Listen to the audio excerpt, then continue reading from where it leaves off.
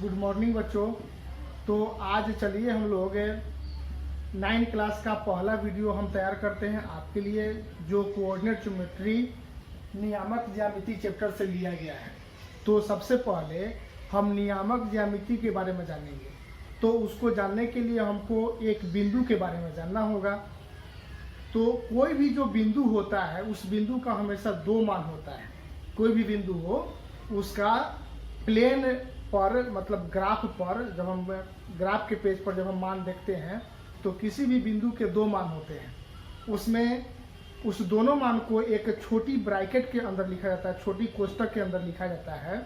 तो उसमें जो पहला मान जो होता है वह भुज का होता है, अर्थात एक्स एक्सिस का होता है, और जो दूसरा मान होता है वह कोटि का होता है, अर्थात वाई एक्सिस का मान होता है।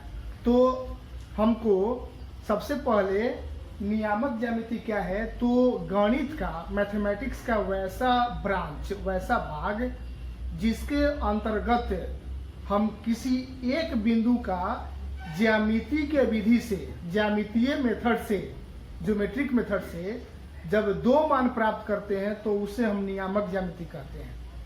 किसी भी बिंदु का जब हम ज्योमेट्री मेथड से, ज्यामितीय विधि से दो मान प्राप्त करते हैं तो उसे हम क्या बोलते हैं, नियामक ज्यामिति बोलते हैं। यानी इसको हम लोग ऐसे बोल देते हैं कि गणित का वैसा भाग, मैथमेटिक्स का वैसा ब्रांच जिसके अंतर्गत किसी एक बिंदु का ज्यामितीय विधि से जब हम दो मान प्राप्त कर लेते हैं तो उसे हम क्या बोलेंगे, नियामक ज्यामिति। इस नियामक ज्यामिति में हम लोगों को बहुत चीज पढ़ना है, जिसको हम थोड़ा थोड़ा एक्सप्लेन करते हैं, धीरे धीरे बताते हैं इसके बारे में।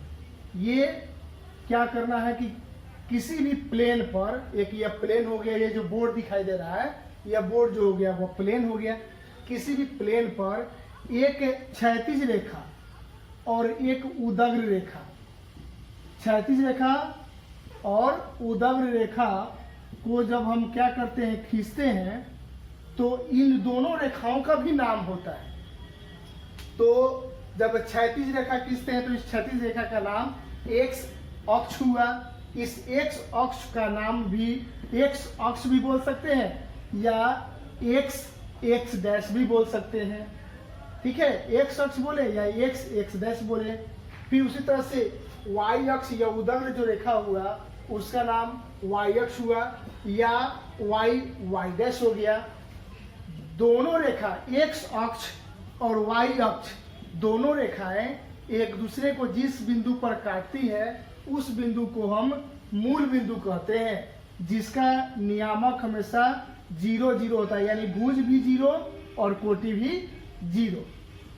अब आइए हम यहाँ जानते हैं कि जब हम नियामक ज्यामिति में जब हम क्या करते हैं कि एक्स अक्ष और वाई अक्ष को जब हम खींचते हैं तो वह प्लेन जो है वह कितने भागों में बढ़ जाता है।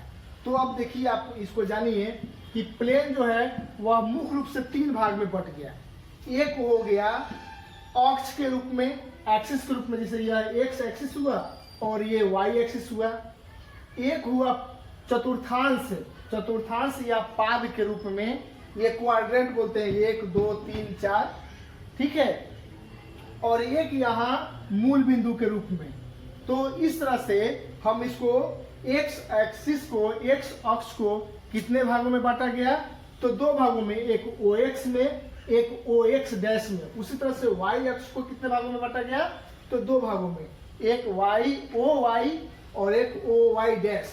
तो इस तरह से अब थोड़ा सा आगे हम बढ़ते हैं तो इसमें जितने भी बिना डैश के हैं वे सब पॉजिटिव होते हैं। जैसे ओ एक्स हुआ तो यह पॉजिटिव लाइन हुआ, ये ओ वाई हुआ तो ये भी पॉजिटिव लाइन हुआ, ओ एक्स जो हुआ वह निगेटिव लाइन, और O X dash negative line, O Y dash भी निगेटिव लाइन। अब आइए हम यहाँ चलते हैं कि इसमें और यह क्या क्या होगा। तो इसको बोलते हैं प्रथम चतुर्थांश, प्रथम पाद। इसको बोलते हैं द्वितीय चतुर्थांश या द्वितीय पाद।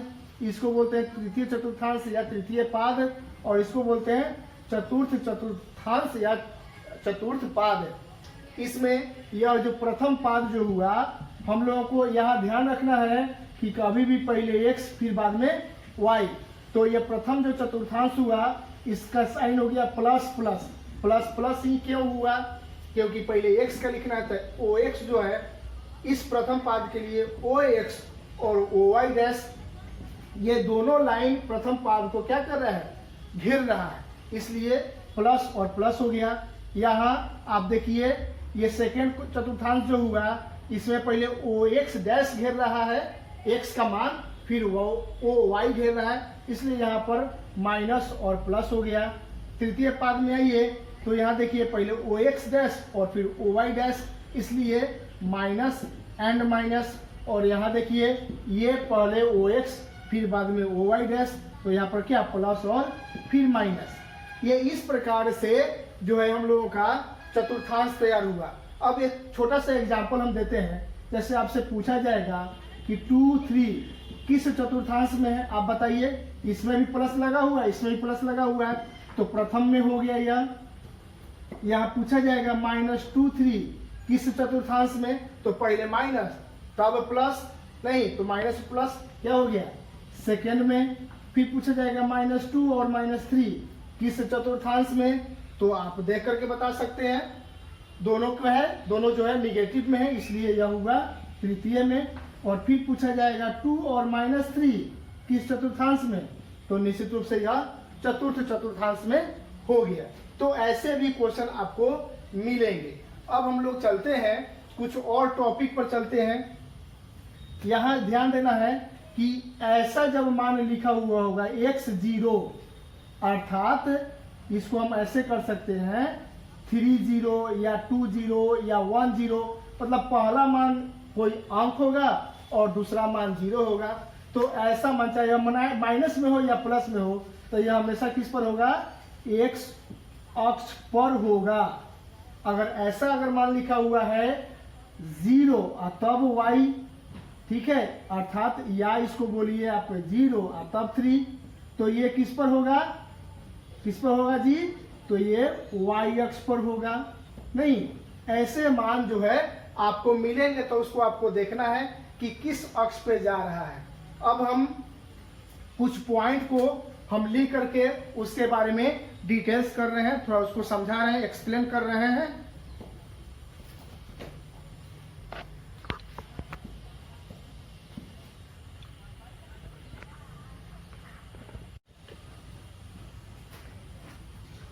चलिए, तो यहाँ जो कुछ पॉइंट्स हम लिख करके रखे हुए हैं उसको थोड़ा सा डिटेल करते हैं।